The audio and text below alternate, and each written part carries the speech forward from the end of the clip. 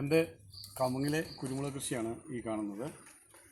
എല്ലാവരും പൈപ്പിൽ കുരുമുളക് ഇടുന്ന സമയത്ത് ഞാൻ പൈപ്പിലല്ലാണ്ട് കവുങ്ങയിലും മറ്റ് നമ്മളെ പറമ്പിലുള്ള മറ്റു മരങ്ങളിലുമാണ് കുരുമുളക് ഇടുന്നത്.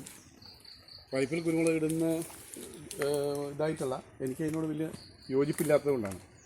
പൈപ്പിൽ കുരുമുളക് 100ഓളം കവുങ്ങിൽ ഞാനിവിടെ കുരുമുളക് ഇട്ട് പിടിപ്പിച്ചിട്ടുണ്ട്. ആ സമയത്ത് അത് പൈപ്പിലാണ് ഇടുന്നതെങ്കിൽ ആദ്യം തന്നെ നമുക്ക് ഭയങ്കരമായിട്ടൊരു പൈസ മുടക്കുമുതൽ വേണം.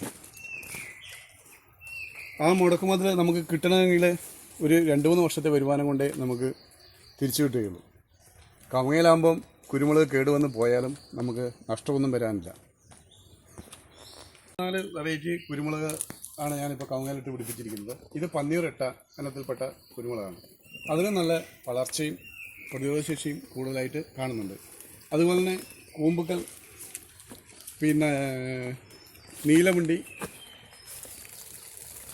അങ്ങനെ വെറൈറ്റി ആയിട്ടുള്ള കുരുമുളകാണ് ഞാനിപ്പോഴും ഇടാൻ ശ്രമിക്കാറ്. ഈ നീലമുണ്ടിക്ക് മാർക്കറ്റിൽ വില വ്യത്യാസവും ഉണ്ട്.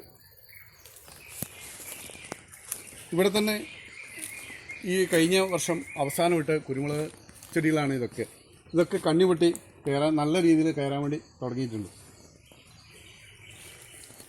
ഓർഗാനിക് കൃഷി പിന്തുടരുന്ന ഞാൻ 15 വർഷമായിട്ട് എനിക്ക് ജൈവ സർട്ടിഫിക്കേഷനുമുണ്ട്. ഈ ഫെയർ ട്രേഡ് അലയൻസ് കേരളയിൽ അംഗമായതുകൊണ്ട് ഞങ്ങൾ വെറൈറ്റി കുരുമുളക് ശേഖരിച്ച് വിപണനം നടത്തുന്നുമുണ്ട്. അപ്പോൾ ഈ നീലമണ്ടിക്കൊക്കെ സെപ്പറേറ്റ് പറിച്ചെടുക്കണം എന്നൊരു ഇത് മാത്രമേ ഉള്ളൂ. പറിച്ചെടുത്ത് കഴിഞ്ഞാൽ 100 തൊട്ട് 200 രൂപ, 250 രൂപ ഒക്കെ വില വ്യത്യാസം ഈ സെപ്പറേറ്റ് പറിച്ചെടുക്കുന്ന കുരുമുളകിന് കിട്ടാറുമുണ്ട്. ഇതൊക്കെ കണ്ടില്ലേ, ഇവിടുന്ന് തന്നെ കണ്ണി വെട്ടാൻ വേണ്ടി തുടങ്ങിയിട്ടുണ്ട്. അത്ര ചെറുപ്പത്തിൽ തന്നെ മോശമല്ലാത്ത വളർച്ച എല്ലാത്തിലും കാണുന്നുമുണ്ട്.